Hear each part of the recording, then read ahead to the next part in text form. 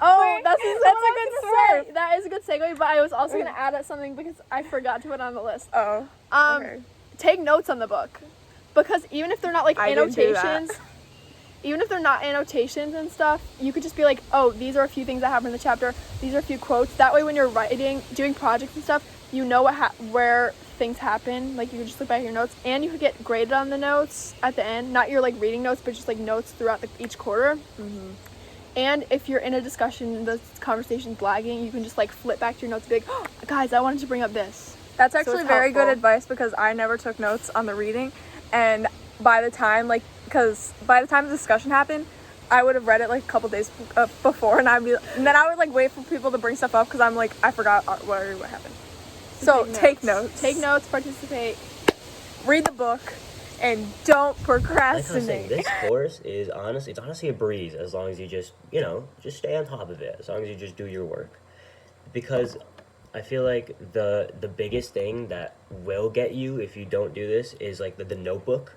The notebook of something is, I think it was my third quarter where I messed up. I really didn't take too many notes and stuff. So just whenever there's a lesson going on, just take a couple of bullet points, 5 or 6, just something to remind you what the lesson was so you can go in more depth later, or maybe that'll just be enough. Just the notebook.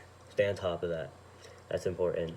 And you have a lot of time to do pretty much every single assignment, so there shouldn't be too much of an issue as far as like workload and stuff like that. So another thing is that we learn a lot about writing skills. So as we said before, like, note taking was a big part of this year, and I think that's one of like most beneficial things is that like you're not just learning it, but you're remembering it. Yeah, like that's one of the best things. Yeah, now it's also like helped me with other classes. Like now I don't just like sit there. Like I actually take notes with other classes too, so it helps you with other stuff. Yeah, especially like your history class. So my favorite part about this course is the notebook entries. Well, actually, let me rephrase that. The journal entries. Because in the notebook, there are 2 parts. You have to take notes, and there's the end you have to write, which is known as a journal entry. I hated taking notes. I just hated it. But the journal entries, it felt really nice because during in school, like freshman year and middle school, you'll have to always write an essay that you have to abide to a rubric that tells you to like use certain like skills or words or techniques, but like, and that's like tiring. But this journal entry is freestyle, pretty much.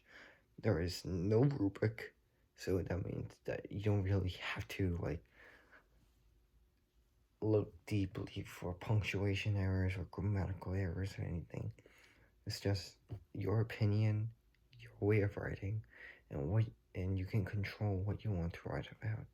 So let's say you have something on mind about a topic, and so your topic for a journal entry is to just write about what's on your mind. Then you can write like for pages and pages, or like as simple as 1 page or even less, and just let all your like stress or like your thoughts out onto that one single piece of paper. And so it feels, after you do that, it feels actually really good. So in terms of things like notes and journals, notes are going to feel like they get repetitive and aren't worth your time. And when you come into discussions prepared by taking your notes beforehand, you'll have already done your analysis and can use your discussions to talk about books in a fun way. Although, to be honest, who actually wants to talk about books?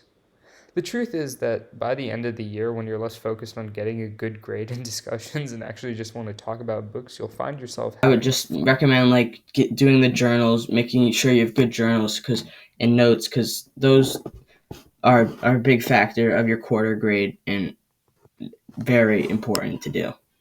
And okay, my name's Charlotte. And I'm Avery.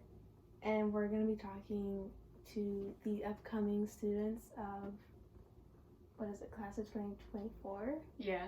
about your English honors class.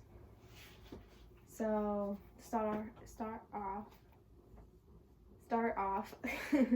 we took notes because throughout this class you're going to learn to take notes and to actually, like, when you're learning it, to take notes because it's going to pay off. Yeah, I actually used to, like, never take notes, and now I filled an entire notebook and, like, more. And I don't want that to scare you because it's actually a really valuable skill to have. And, like, it's helpful. It helped me, like, despite being CVL, I still took notes in a notebook because I just remembered it more. But, you know, everyone's different. That was my preference. Yeah. It also, when we were reading the last book that we read, I took notes on paper as well, and it helps almost like cement it in your mind. So moving on to journals. Most of us don't actually get the time to sit down and write. It's something that nobody really cares to do unless it's for an assignment. And sure, it might seem like with these journals, you're sitting down like a little girl with your journal that nobody can read and you're lock and key. But it's a place to get your thoughts down.